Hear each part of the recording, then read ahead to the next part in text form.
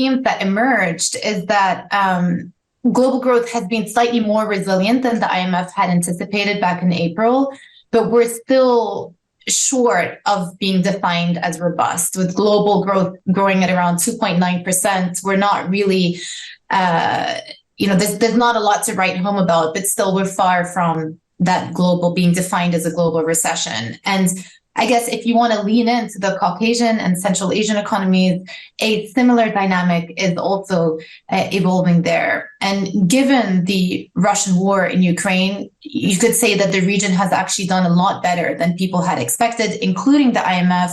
We're going to get into that with Jihad, but just to give you the headline numbers, per the Regional Economic Outlook, growth in the region is projected to remain decent this year, 4.6%, 4.2%.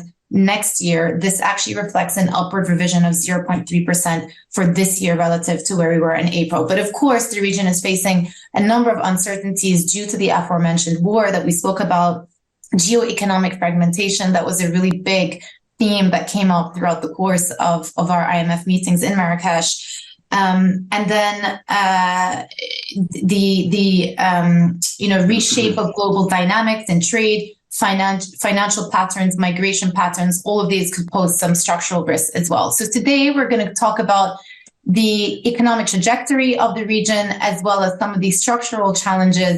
And we're going to go into some of the reform recommendations from the IMF's perspective as well. So let me just introduce our panelists, starting with Mr. Jihad Azur, Director of the Middle East and Central Asian Department from the IMF. Good morning, Jihad. We have Beata Javorcik, the Chief Economist for the European Bank for Reconstruction and Development, also known as the EBRD, of course. We have Nikolai Alexandru, the Head of Emerging Markets Research from JP Morgan, and then Hans Holzbecker, the Chief Economist from Central Asia Regional Economic Cooperation, the CAREC Institute, who also, I believe, joins us from China today. So good evening to you, sir. We really are an international crew for today's panel. But Jihad, I'd like to start with you.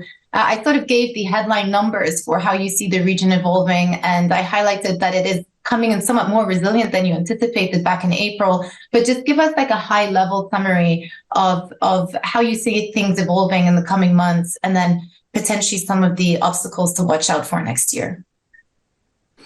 Joumanna, thank you very much. Hello, everyone, and thank you for joining us at this launch of the Regional Economic Outlook for the Caucasus and Central Asia economies. Let me focus on 3 points.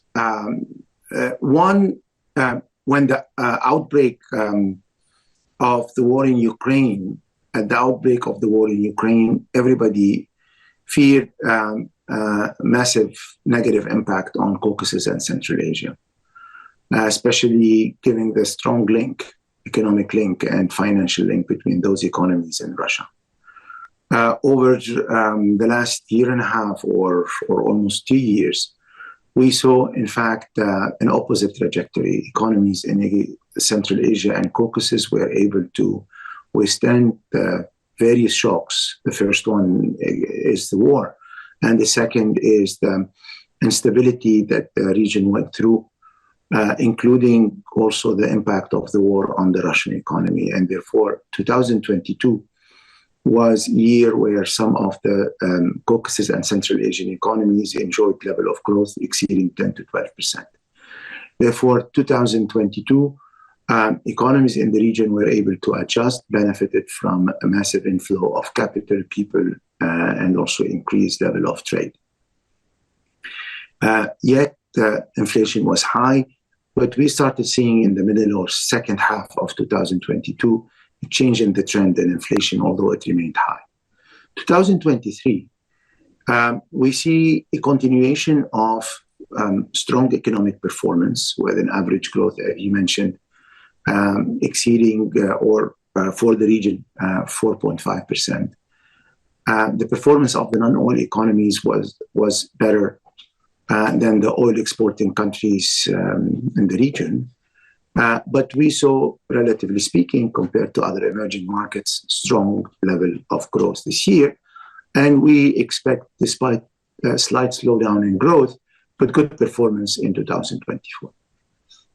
The second development we saw is inflation. Inflation, of course, it's a global phenomenon. But policies that were introduced in the last year and this year helped reduce, and I would say in certain countries, achieve a level of inflation that are close to the targets that those countries have in their monetary policy. But still, it's an issue that countries need to deal with. The second important point is, despite this economic relatively good performance, there are a certain number of issues that need to be addressed. One, the strong dependence on a certain number of economies have increased the level of vulnerabilities, and also have made those economies also in need of diversification. And this is something that I hope we will discuss during the course of our panel today, is how we can help those economies increase their ability to withstand future shocks, adjust to a world where uncertainty is increasing, and strengthen their economic ties beyond their natural economic partners. The third important point is there are a certain number of priorities because of the level of uncertainty, as you have highlighted, Joumanna, and also the weaknesses that need to be addressed. The level of uncertainty is required from those countries to tighten their policy framework, one by increasing and strengthening their fiscal space in order to address future shock, and especially in order to address a world where interest rates are expected to be higher for longer. It requires also to maintain a monetary policy that is focused on dealing with inflation and maintaining the credibility of the monetary policy, especially in countries who have flexible exchange rate. Mm-hmm. And three is to expand and accelerate the economic transformation through structural reforms. Why we're saying that? Because uncertainty is high. And also the world may go through a cycle of slow growth, which will have an impact on those countries. And also because the level of growth of almost all countries in Caucasus and Central Asia remain relatively lower than when it was in the last 2 decades. And therefore, for those countries to increase their convergence with emerging European countries, they need to accelerate their transformation. They need also to accelerate the transformation toward green economy, toward an economy that is more and more based on technology sectors and benefit from the windfall of human resources that could help them achieve this objective. My last point is, again, the world is now full of uncertainties and risks are growing. Geopolitical risks are becoming overwhelming. And those are issues that are also very pertinent for those countries, which requires additional vigilance and the need to build additional buffers for those countries for the next few years. Yeah, thank you so much for that overview. That's a really nice setup for the conversation that we're going to have. I should have mentioned this at the beginning as well. For anyone who is watching this panel, feel free towards the end, if you do have any questions you'd like to put forward to our panelists, just to put them in the chat. If you can just type it, that would be the easiest way to get the questions across. But I want to turn to Bercetche now. She had sort of gave a very nice overview of how the IMF are thinking about the region. I guess let me just, ask you sort of your assessment of how the region is faring economically, but then also, as you had highlighted some of the sort of geopolitical challenges in addition to some of the medium-term challenges. And I want to ask you what risks you foresee on the horizon, and namely, how much of that is actually stemming from the Russia war in Ukraine, could be internal conflict as well. We're seeing, Armenia, Azerbaijan. Where you see the risks coming from and which countries you think are most exposed. Well, thank you, Joumanna, and hello, everyone. It's a pleasure to be joining this discussion. In my first intervention, let me focus just on one driver of trade, on one driver of growth, namely international trade. As Jihad already signaled, there have been big changes in regional trade patterns. After Russian invasion of Ukraine, there was a dramatic drop in exports from Europe and the US to Russia. Now, some of that trade was intermediated via Caucasus and Central Asia. And even though if you look at percentages, it's only a small share of that trade that was being intermediated, for some of the countries involved, particularly the smaller countries, it was that new trade was equivalent to a few percentages of GDP. So this was a new business opportunity that was created for the region.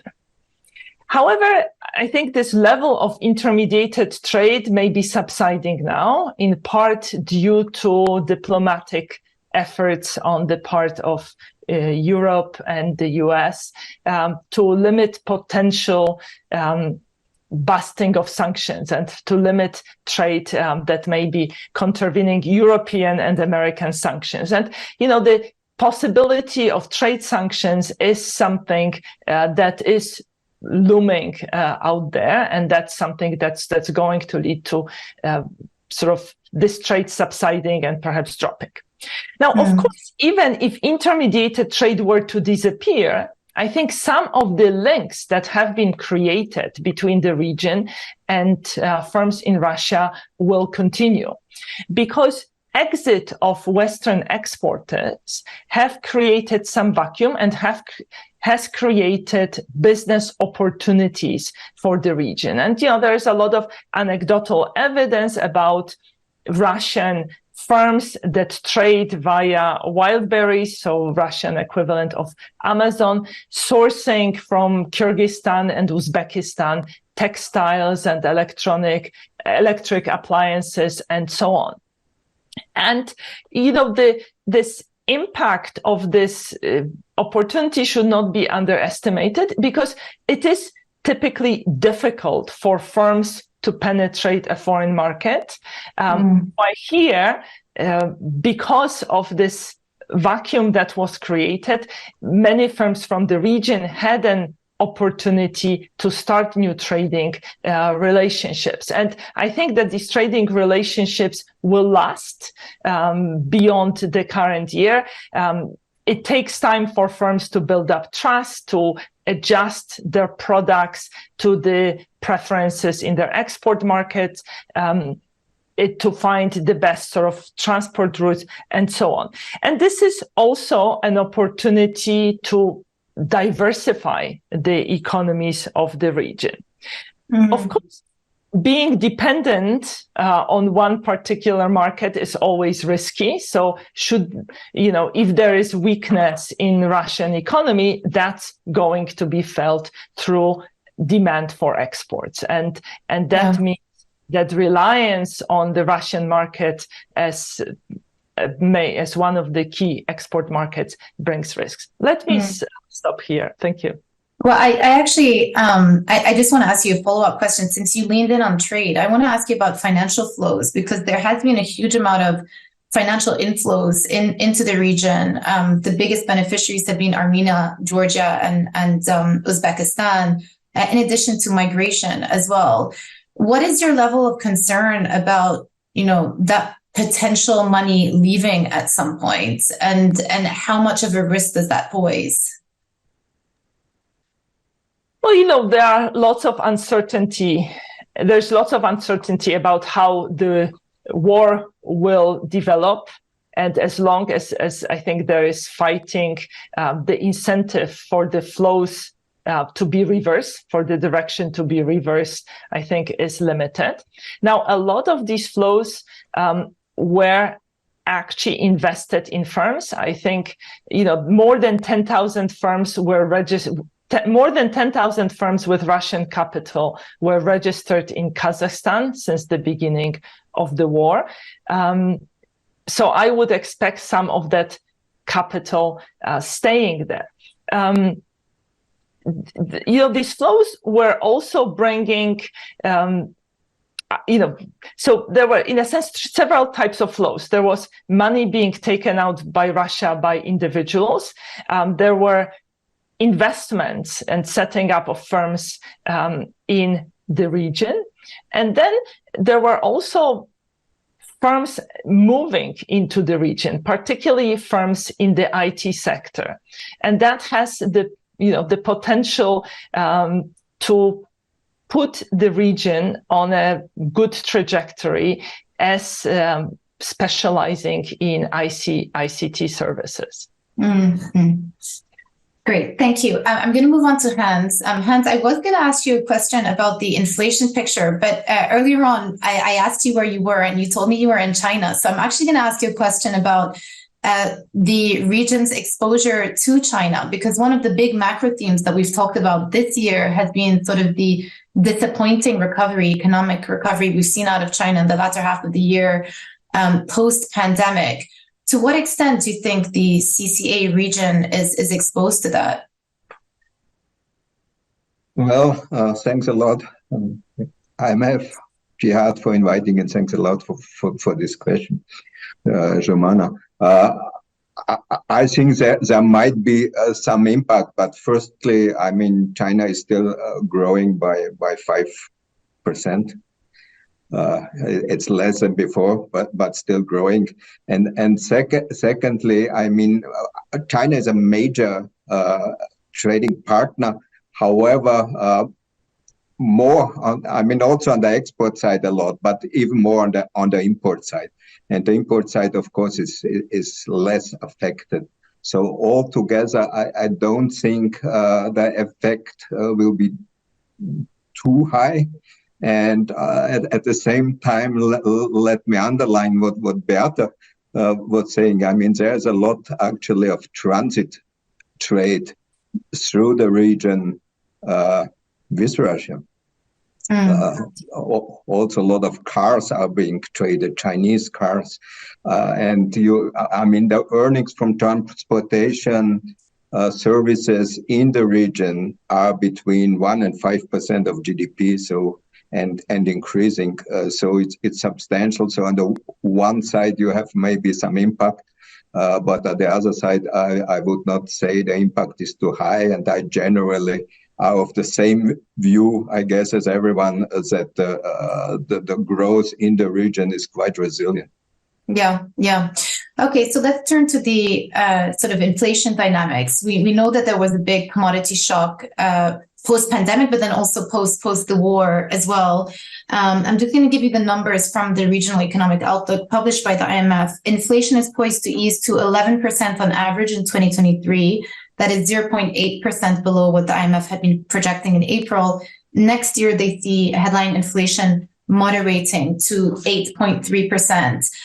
So we're talking about inflation moving down, but it's still at pretty high levels. So how do you see the region's resilience in the face of these shocks, these inflationary shocks? And how do you distinguish, say, between, the oil exporting countries versus the oil importing countries in this circumstance? Okay, so inflation is high, but having begun to come down. But in many countries still elevated of the region, like in some in double digit, also in the wider region. The policy rates in some countries have also coming down, but are still pretty high. So the countries are still quite cautious, and inflation, as mentioned, has come down. However, let me point maybe to one thing which is also highlighted actually in the IMF report.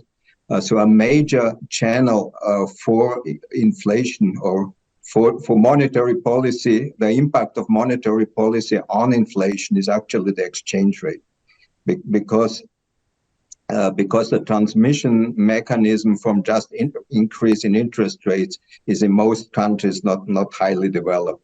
So the exchange rate plays a crucial role, and in most countries, the exchange rate has stabilized more or less. I mean, we had some some period of quite heavy depreciation.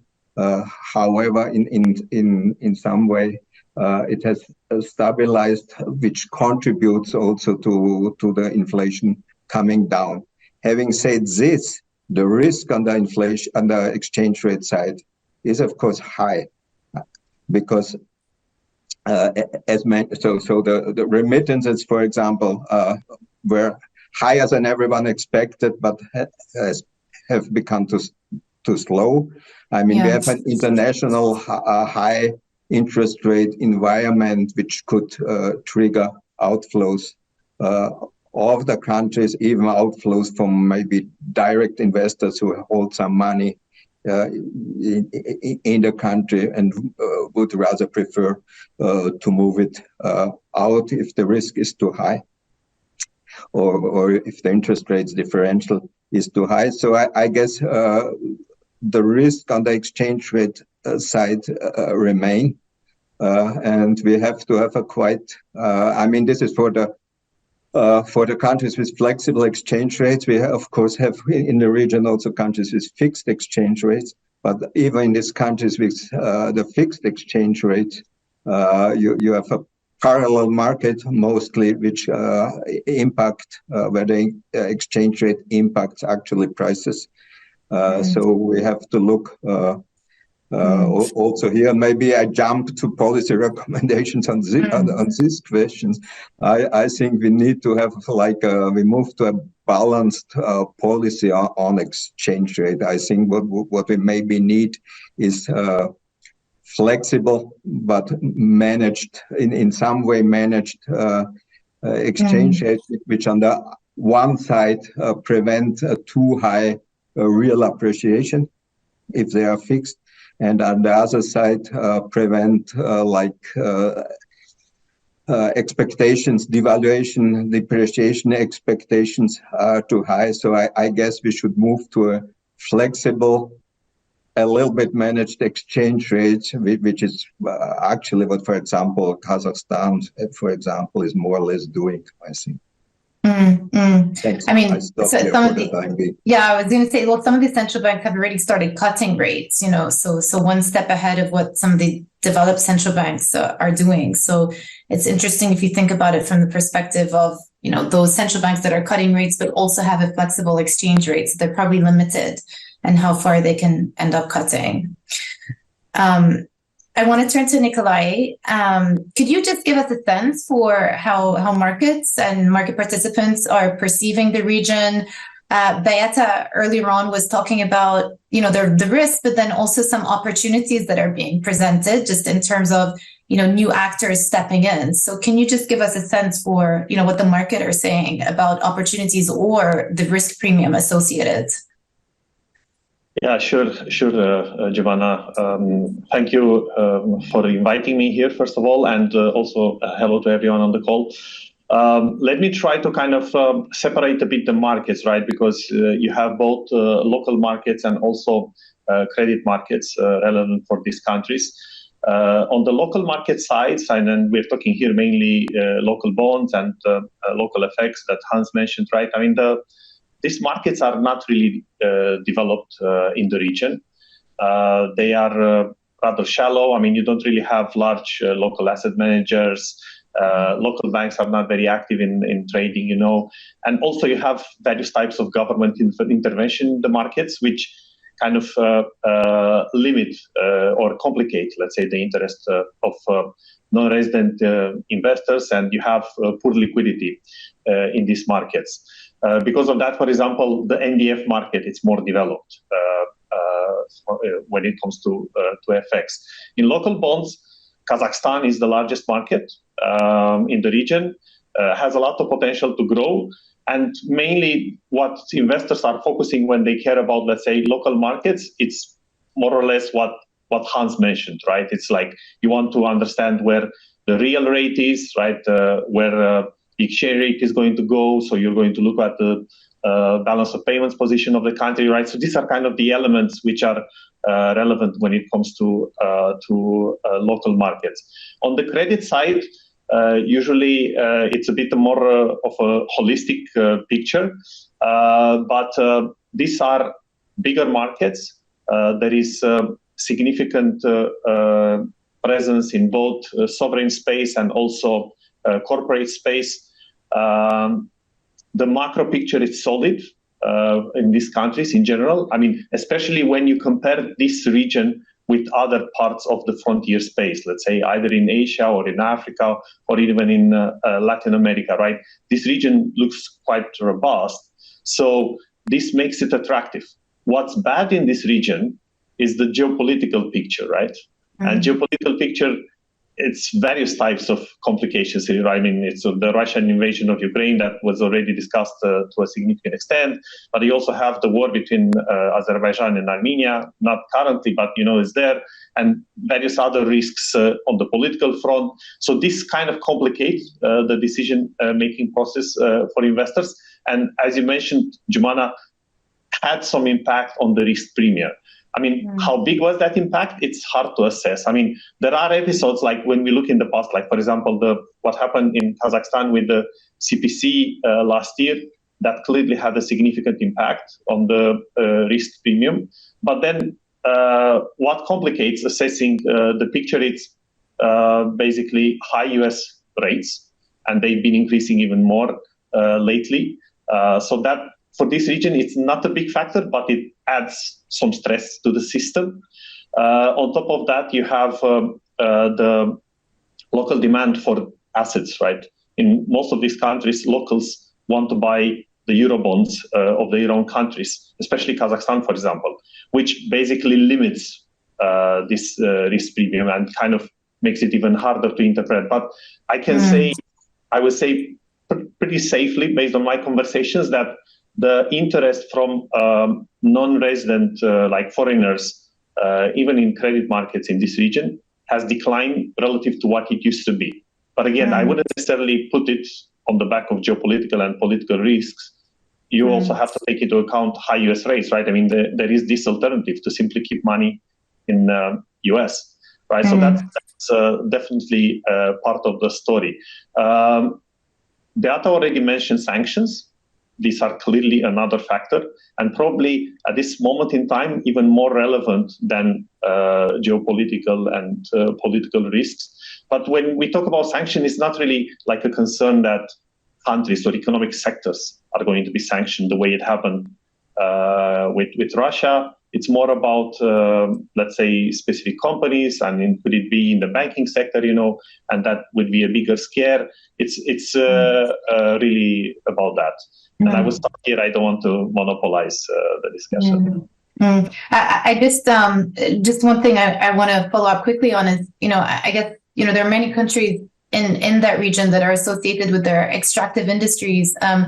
Are people excited about the possibility for gold, specifically within Kyrgyzstan? And we know that, they took over the gold mine from Canada back in 2022. I just wonder, whether that actually breeds another layer of excitement from a commodities perspective and in terms of investment, if you have a perspective on it. Otherwise, we'll move on.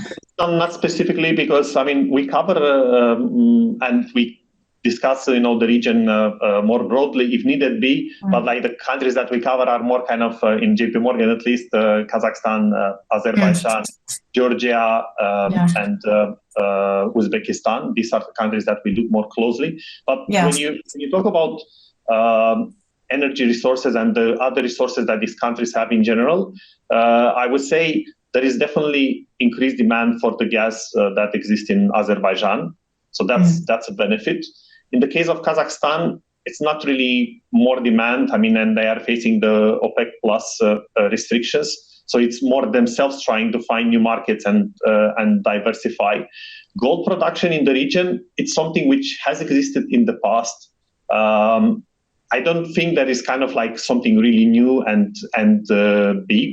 Particularly, I would say not in Uzbekistan or Kazakhstan, but FDI in general in this part of the world has been robust, right? When I previously made a comparison with other parts of the frontier markets, I can say more or less similar stuff about FDI, right?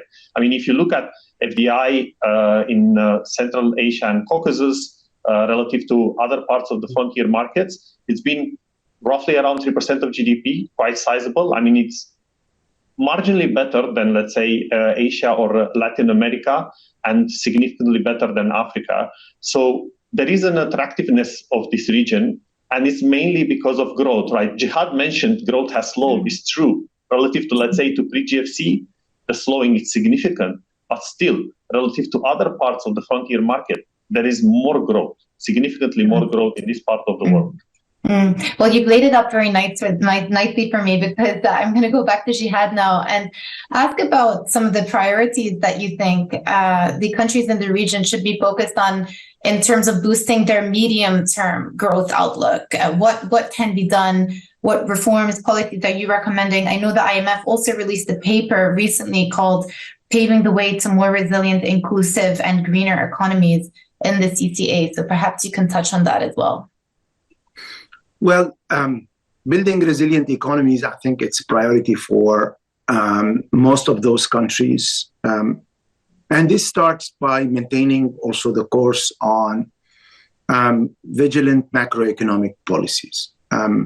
Inflation is being addressed, but still core inflation is high in certain number of countries, and therefore monetary policy should continue to be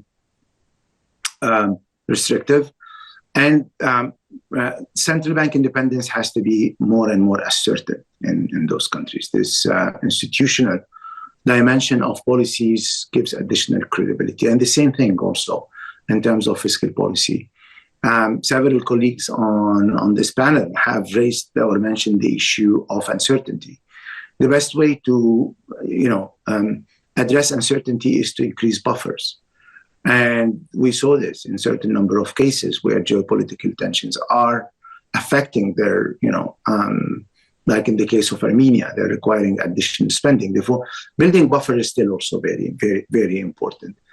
And, finish the reform cycle of state-owned enterprises that in certain cases still have some legacy of the past. Therefore, policies are still important as a first pillar. But definitely looking forward, building resilient economies is going to be the way for this part of the world that is landlocked, strongly dependent on some of their key partners, to think the economy through, I would say, different lens, which is how to build connectivities. And building connectivities will allow this part of the world to reconnect with new sources of growth. Take the case, for example, of Gulf countries, GCC countries. We saw recently a rapprochement between CCA countries and the GCC countries in terms of strengthening their economic ties. Therefore, building new platforms requires for them to improve their business environment. Improving their business environment would require strengthening governance and also reduce the footprint of the state in order to allow the private sector to grow. Moving forward in terms of digital finance, this is something that we see, for example, in countries like Kazakhstan and elsewhere in Armenia and Georgia. Those are spaces where you can grow access to finance, especially to SMEs and to entrepreneurs. Two, again, the world of the future requires to have skilled labor and investing in human capital, improving their social protection framework, increasing the level of inclusion is very important. In addition to that, there are new industries for the future. Climate is one of those industries that are going to attract additional investment. They also require for those countries to adjust to the new standards. And technology is also a dimension that those countries can grow. This is a new potential. Several also mentioned that there are opportunities coming from the fact that the whole regional positioning has shifted. The Middle Corridor has brought new opportunities for logistics, which means that you need to invest in those infrastructure. The relocation of some of the talents from Russia and Ukraine to some of those countries is an opportunity for them to build on that as a way to step up their role in those sectors and to understand the new trade routes. China trade routes, the trade routes of Asia. Those are opportunities that we all see, that they require the right policies to build credibility and to build resilience, but also they require a certain number of investment and reforms for those countries to capitalize and also to protect, because I think the world we are living in is going to challenge us more and more.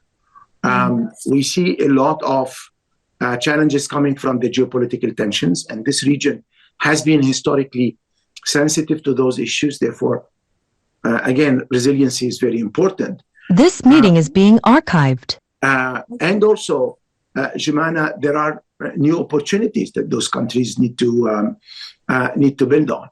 Again, building on their strength, building on the fact that those economies have had over the last 2-3 years ability to withstand and manage several shocks, from COVID to the war in Ukraine to inflation. This gives them some advantages. And as Nikolai was mentioning, although growth declined relatively to the last 2 decades, but it remains relatively high compared to comparable economies. Yeah. Okay. That is a good place to leave it. Vayata, let me put the question to you. Jihad was just outlining that you need to see appetite to invest and reform. Do you think that appetite is there? And do you think that these respective governments are going to do the right things to help increase medium-term growth prospects? Well, I certainly hope so, but let me pick up on 2 themes raised by Jihad. One was state-owned enterprises. A couple years ago, we did a survey of rules governing state-owned enterprises in our countries of operations. And the picture that emerged was not pretty. Even if you abstract from the practice, the rules that are on the books are very far away from what is considered best practice. And it is not only with respect to, so I'm talking here about all EBRD countries rather than the region in particular. And these rules are far away from the best practice, not only when it comes to recruitment of management, stating, clarifying objectives. Very often these enterprises are saddled with public service obligations without having adequate resources budgeted for that. Also, in most countries, there are no rules that prevent state-owned enterprises from benefiting from lower costs of utilities, lower cost of credit, preferential tax rate. And that means that there is no level playing field between the state sector and the private sector. And that does not bode well for future development of the private sector. So that's sort of one theme. The second theme I wanted to pick up on is middle corridor. I think this is an opportunity for the region. So amid geopolitical tensions, which have the potential to hurt the region a lot, actually middle corridor is an opportunity. The initiative to promote, facilitate this transit route via region, as opposed to the North Corridor, a transit route via Russia, is not new. But the war has given this initiative impetus. There's a lot of political will, both in the region as well as in the West.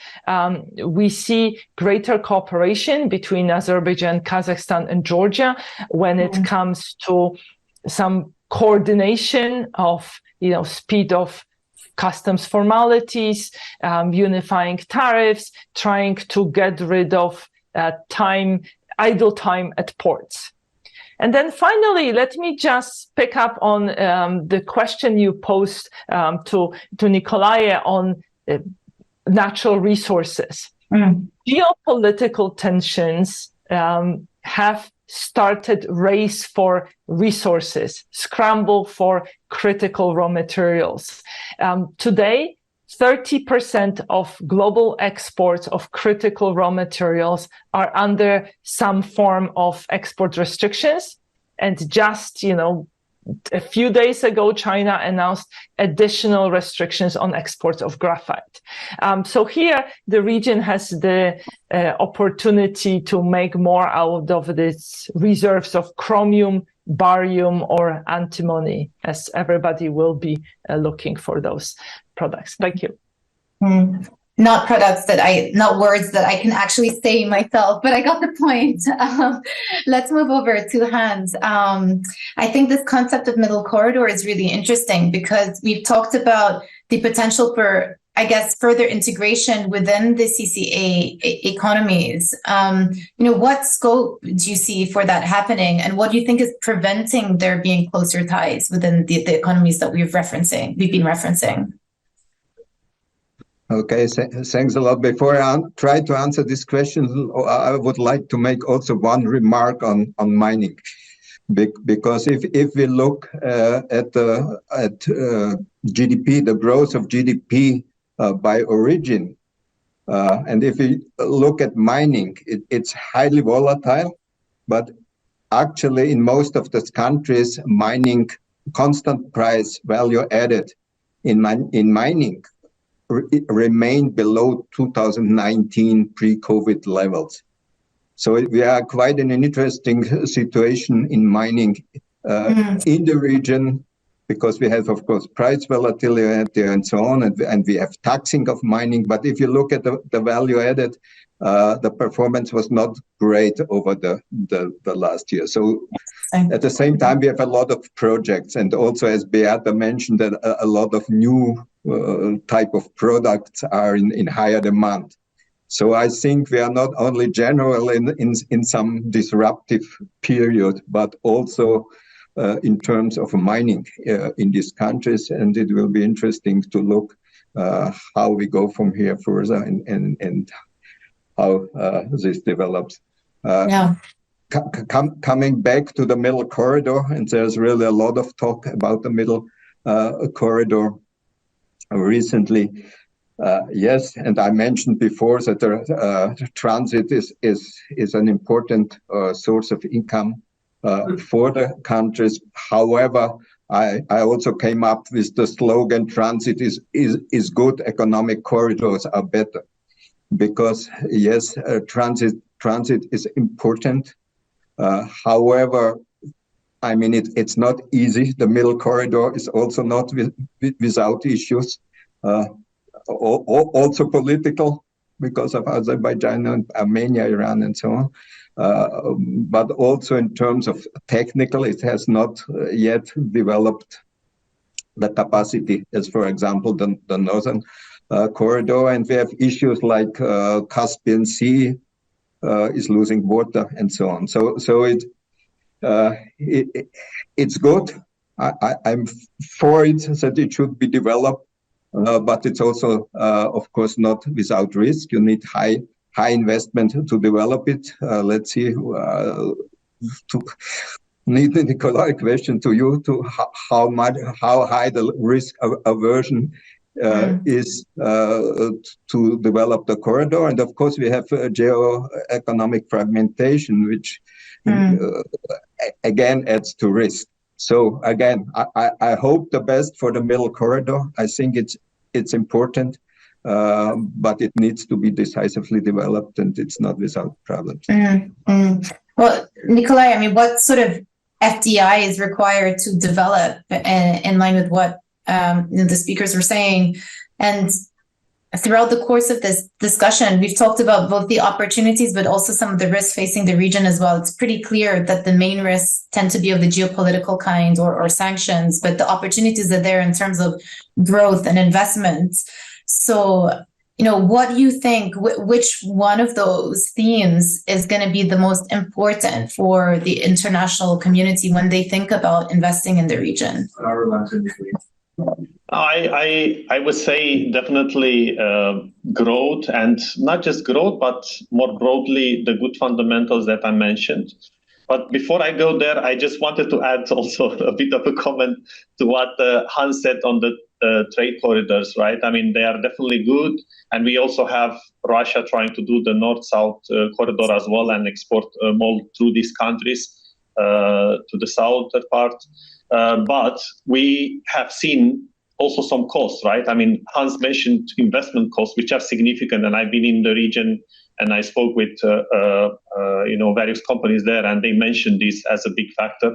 Governments as well, this is a big factor on their mind. But we have also seen, in the case of Kazakhstan, but not only, others as well, right? Higher inflation because of this.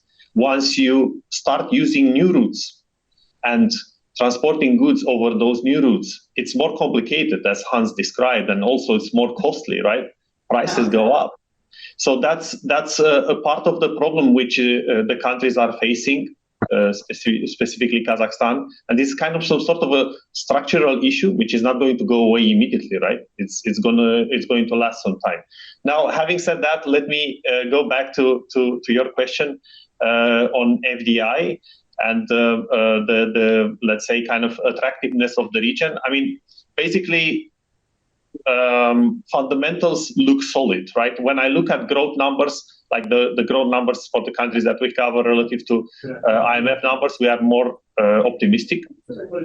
So I think that's one significant factor. But then when you also look, let's say, at indicators like public debt in this region, it's lower. So what this means is that the governments have more space to do the investment which is needed. Reforms, Jihad, Beata, they already spoke a lot about reforms. So government are doing reforms. This is also good to attract investment. Budget deficits, if you look at those in this region, again, they look better than in other parts of the frontier markets. So on top of that, if you look at the external position of these countries, I mentioned the FDI, but I mean, the FDI is quite sizable. You have small current account deficits, which are usually funded with FDI, right? So it's a position where countries have already strong buffers, meaning they have reserves or they have sovereign wealth funds. And on top of that, they have a good structural position in the balance of payments, right? So all these factors cumulated, they make the region attractive, I would say, for both FDI, but also for portfolio flows, either whether we're talking local, which, as I explained initially, it's less so, or if we talk about credit, right? That's at least how I look at the region. What are the, let's say, risks, or let's say the weaknesses, not necessarily risks? I mean, at the beginning of the call, there was a discussion about remittances, right? And I think both Beata and Hans mentioned those. We have seen in the countries where we can track this on a high-frequency basis, like Uzbekistan, for example, Georgia, Armenia. We have seen in Uzbekistan and Georgia a drop to basically levels that existed prior to Russian invasion of Ukraine, right? So this advantage is kind of going away. And it's important. Why? Because in some countries, like, for example, in Tajikistan, remittances are 50% of GDP. It's not a small number, right? It's a huge number. It's a shocking number, right? Then also, if you look at other places like Uzbekistan, it's 30% of GDP. 20% of GDP. Kyrgyzstan is 30% of GDP. So large numbers. If you lose that, that's a bit of a concern, because it's going to lead to some exposure in balance of payments because of the current account side. The other factor is trade with Russia. I mean, Beata talked more about this, but this is definitely a risk because of sanctions that we discussed, but also because Russian economy might not do that great. It's doing okay now, even better than expected. But like, if you think ahead, right? I mean, it's not like really the trade partners you would want to have. But on the good side, it's mainly re-exports that these countries are doing. So it's not really like significant actual exposure on the Russian economy. And finally, it's about financial flows, right? Where, as was mentioned, Armenia and Georgia benefited. But again, just to kind of downplay this one a little bit, they have built buffers. How? They bought dollars when they had the inflows, right? So now they accommodate some of outflows if those were to happen, right? We've seen a lot of appreciation, and So recently, when there was pressure on, like dollar was stronger globally, and there was pressure in the region, Kazakhstan tenge weakened quite a lot. We haven't seen much weakening in either Armenia or Georgia because of these buffers they built. Yeah, very good point. Okay, so we have a question that has come through from somebody in the audience, from Shota Techelashvili from BMG. Excuse me for my pronunciation. It's a question to Jihad, and I guess this is kind of, you touched on central bank independence earlier when we were talking about some of the medium-term reform priorities. But the question is, the IMF has suspended its second review of program in Georgia due to the recent amendments in the National Bank of Georgia law. Furthermore, the IMF has also raised concerns over NBG's recently adopted policy on sanction enforcement, stressing that it can cause problems in the financial sector. In your opinion, what should authorities do to achieve the renewal of the IMF program?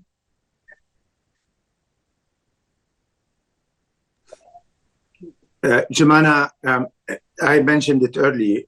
Independence of central banks is an important piece in the credibility of monetary policy. And the independence of the central bank has served Georgia well over the last few years in dealing with several shocks and also in maintaining the monetary policy anchored. And we saw the result with the sharp decline in inflation in this year. And this is something that I would say applies for Georgia as well as also for many other countries in the region. The independence of the central bank allows the credibility to be there, allows also the target of the monetary policy, which is maintain price stability, especially in an economy that is relatively dollarized. All these elements are important features in order to give policy more credibility. And credibility of policy is an important element these days in order to not only to preserve macroeconomic stability, but also to increase attractiveness of foreign banks to come and do business, as also increase attractiveness of investors. And this brings me to another comment that maybe we need to stress on further. The countries are performing well, but for their future, they need to increase the level of regional integration, which requires more connectivity. Connectivity is something that can be done at different levels, at the infrastructure level, for example, electricity or transportation. This is a region where you have low level of, for example, flights between countries, but also in terms of connectivity between policymakers. And this is something that is very important. We at the fund, we are working with the policymakers of the region in order to increase that, to increase the level of cooperation between, for example, central bank governors, in order to coordinate their policies, and also in order to increase the harmonization of rules. Therefore, more we have best practices applied in Georgia, in Armenia, and also in other parts of the world, part of the region, better the region will be in terms of credibility, and also the level of attractiveness of FDI, for example, will be higher, especially that since the global financial crisis, the foreign direct investment has dropped and did not recover. And the capital formation has been weaker than what it was before that. Therefore, those are institutional reforms that are critical for the stability on one hand, and also to build the ability for those countries to attract investment and also to generate growth. Thank you. We've got another question that came in from Zoom from Ilhamgan Rajabov. Again, I'm sorry with my pronunciation.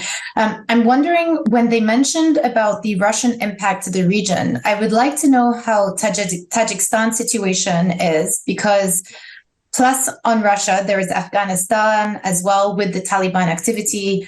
Also, speakers have been talking about oil exporter countries, but what about the Tajik economy, the Kyrgyz economy, which don't have oil? Where do they grow, or which sector should they focus on? So I don't know if, Jihad, you want to give it a crack first, and then if anyone else wants to jump in too.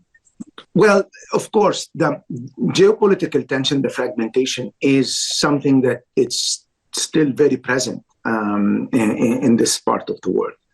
And this is why we recommend countries to adjust to that by diversifying their trade relationship, by reducing their dependence. But this is something that would require some time to to be achieved. And it should be by expanding, not by redirecting. Europe is still a destination where those countries can expand their trade with. Southern Asia also, this is another opportunity for them. Therefore, broadening and increasing the linkages, this is what is required, not redirecting. This is one. Two, yes, of course, there are certain number of economies that for decades have been designed in order to, serve or have a strong connectivity with one economy, mainly Russia. And this would require some gradual transformation. Tajikistan is a country that has, of course, the impact of the instability that comes from Afghanistan and other countries, but also has a potential in terms of, renewable energy, especially in the water industry, also in some agricultural activities. Those economies, although they are, for the time being, I would say, not all of them benefiting from the increase in inflows or the increase in the human resources that left Russia, they can, through investment in those sectors, grow the potential of their economies. Beata.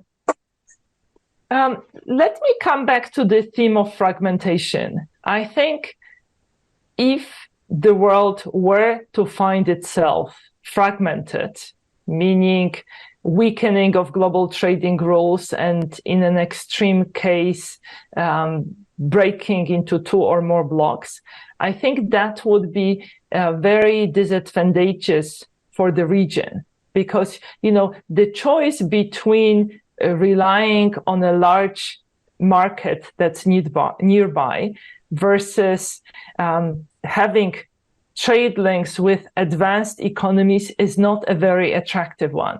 And that is because, it's natural to trade with your neighbors. At the same time, growth tends to be stimulated by trading with countries that have higher income, simply because that forces firms to adjust the quality of the product, and it stimulates technological investment, it stimulates upgrading. Moreover, if the world were to fragment, then countries would have to choose in which, in a sense, technological bloc they would choose to be. Because, we see more and more in terms of restrictions of technology on countries that belong to a different geopolitical alliance. So it actually would hurt this region particularly strongly. I think that is a good place to leave it because we're getting up to the hour now. So I just want to say thank you very much to all of our panelists for this fascinating discussion about the outlook, some of the challenges, and of course, some of the reform priorities when we think about it through the lens of the medium-term outlook. Thanks again to everyone who attended this panel. Thank you for your question submissions and have a wonderful day.